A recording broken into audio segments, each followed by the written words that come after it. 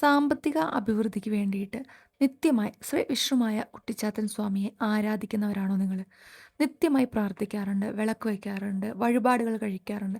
എന്നാൽ സാമ്പത്തിക അഭിവൃദ്ധിയിൽ ഒരു മാറ്റം കാണുന്നില്ല എന്നുള്ള ഒരു പരാതിയോ പരിഭവമോ എപ്പോഴെങ്കിലും ഭഗവാനോട് പറയേണ്ടി വന്നിട്ടുണ്ടോ? എന്നാൽ ഇനി മുതൽ അങ്ങനെ ഉണ്ടാവില്ല.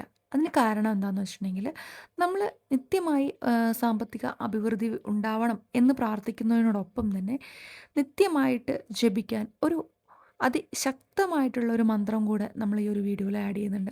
നിത്യമായിട്ട് അത് ചൊല്ലി തുടങ്ങുവാണെന്നുണ്ടെങ്കിൽ നമുക്ക് വളരെയധികം മാറ്റങ്ങൾ കാണാനായിട്ട് സാധിക്കും. ഈ ഒരു മന്ത്രം ചൊല്ലുന്നതിന് മുൻപായിട്ട് നമ്മൾ ചെറിയൊരു കാര്യം കൂടെ നമ്മൾ വീട്ടിൽ തന്നെ, അതായത് ആരാണോ ഇത് പ്രാർത്ഥിക്കുന്നത് അവർക്ക് തന്നെ വീട്ടിൽ ചെയ്യാവുന്ന ചെറിയൊരു കാര്യമാണ് നമുക്ക് ഇനി ചെയ്യാനുള്ളത്.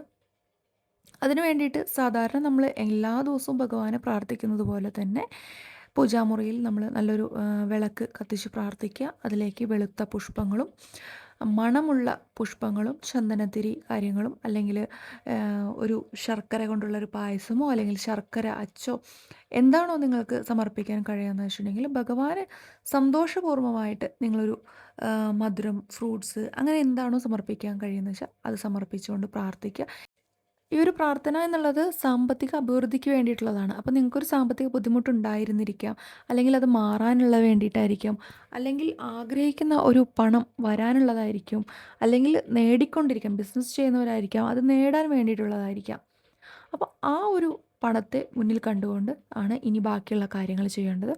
ഭഗവാൻ ഇതെല്ലാം സന്തോഷപൂർവ്വം സമർപ്പിച്ചതിന് ശേഷം നമുക്ക് പ്രാർത്ഥന എങ്ങനെയാണെന്ന് വെച്ചിട്ടുണ്ടെങ്കിൽ, ഓം ശ്രീ വിഷ്ണുവായേ നമ, ഇത് ഒരു 3 പ്രാവശ്യം ചൊല്ലുക. അതുപോലെ തന്നെ ഓം ശ്രീ വിഷ്ണുവായേ കുട്ടിച്ചാത്തനായ നമ, ഇതും ഒരു 3 പ്രാവശ്യം ചൊല്ലുക. എന്നിട്ട് ഒരു ചുവപ്പ് കളർ തുണിയെടുക്കുക. അതായത് ഒരു സമചതുരത്തിൽ ഒരു അത്യാവശ്യം വലിപ്പത്തിൽ 3 കോയിൻസ് അതിൽ കെട്ടിവെക്കാൻ പാകത്തിലായിട്ടുള്ള ഒരു ചുവപ്പ് കളർ തുണിയെടുക്കുക. ചുവപ്പ് കളർ തുണിയെടുത്തിട്ട് ഒരു കോയിൻ ആദ്യം അതിൽ കെട്ടിവെക്കുക. അതിനുശേഷം അടുത്ത കോയിൻ, അങ്ങനെ 3ഉം വ്യത്യസ്തമായിട്ട് ചിത്രത്തിൽ കാണുന്നത് പോലെ തന്നെ കെട്ടിവെക്കുക. എന്നിട്ടൊരു അര ഗ്ലാസ് പാലെടുക്കുക. അതിൽ ഒരു 5 മിനിറ്റ് നേരം മുക്കി വയ്ക്കുക. ഈ സമയത്ത് ഈ ഒരു കിഴി പാലിൽ മുങ്ങിയിരിക്കുന്ന സമയത്ത് മഹാലക്ഷ്മിയെ പ്രാർത്ഥിക്കുക. ഭഗവാനോട് പ്രാർത്ഥിക്കുക, അതുപോലെ തന്നെ മഹാലക്ഷ്മിയോടും പ്രാർത്ഥിക്കുക. നിങ്ങളിലേക്ക് പണം, നമ്മൾ ആഗ്രഹിക്കുന്ന ആ പണം നമ്മളിലേക്ക് വന്നുകൊണ്ടിരിക്കുന്നതായിട്ട് സങ്കല്പിച്ച് പ്രാർത്ഥിക്കുക. ആവശ്യമുള്ള പണം അല്ലെങ്കിൽ നിങ്ങൾ ആഗ്രഹിക്കുന്ന തുക എത്രയാണോ അത് മനസ്സിൽ കാണുക.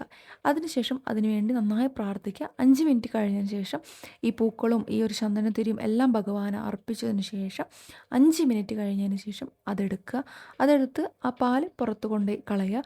അതിനുശേഷം ഈ ഒരു തുണി വീടിൻ്റെ ഫ്രണ്ട് വശത്ത് നിങ്ങൾ അധികം ആരും ശ്രദ്ധിക്കാത്ത രീതിയിലുള്ള പോലെ എടുത്ത് കെട്ടിവയ്ക്കുക. അതിനുശേഷം ഈ ഒരു തുണി കയ്യിലെടുത്തതിന് ശേഷം മുതൽ ചൊല്ലി തുടങ്ങേണ്ട ഒരു മന്ത്രമാണ് ഓം അഖണ്ഡ സൗഭാഗ്യ ധനധാന്യ സമൃദ്ധി പ്രദായ നമഃ. ഓം അഖണ്ഡ സൗഭാഗ്യ ധനധാന്യ സമൃദ്ധി പ്രദായ നമ. ഇത് ചൊല്ലി തുടങ്ങും. അപ്പോൾ നമ്മൾ മൊത്തം 3 മന്ത്രങ്ങളാണ് ചൊല്ലിയിരിക്കുന്നത്. ആദ്യം 2 മന്ത്രങ്ങൾ ചൊല്ലി ഈ ഒരു ക്രിയ ചെയ്തതിന് ശേഷം അതിനുശേഷം ഒരു മന്ത്രം ചൊല്ലി ഓം അഖണ്ഡ സൗഭാഗ്യ ധനധാന്യ സമൃദ്ധി പ്രദായ നമ. ഇതാണ് നമ്മൾ സ്ഥിരമായിട്ട് ചൊല്ലേണ്ടത്. എല്ലാ ദിവസവും രാവിലെ 2 മന്ത്രം, ആദ്യം പറഞ്ഞ 2 മന്ത്രങ്ങളും ചൊല്ലിയതിന് ശേഷം ഈ മന്ത്രം സ്ഥിരമായിട്ട് ജപിച്ചുകൊണ്ടിരിക്കുക. ഈ ഒരു കെട്ടിവെച്ച ആ ഒരു തുണീനെ നമ്മളൊന്നും ചെയ്യേണ്ട ആവശ്യം തന്നെ വരുന്നില്ല. നമ്മൾ ആഗ്രഹിക്കുന്ന ആ പണം നമ്മളിലേക്ക് എത്തുന്നത് വരെ അതവിടെ സുരക്ഷിതമായിട്ട് തന്നെ ഇരിക്കട്ടെ. ഇത്തരത്തിലുള്ള വീഡിയോസിനായിട്ട് ചാനൽ ഫോളോ ചെയ്യണം, സപ്പോർട്ട് ചെയ്യണം. ഇഷ്ടപ്പെട്ട് കഴിഞ്ഞാൽ ഷെയർ ചെയ്യണം. മറ്റൊരു വീഡിയോ ആയിട്ട് നമുക്ക് വീണ്ടും കാണാം. എല്ലാവർക്കും നന്ദി, നമസ്കാരം.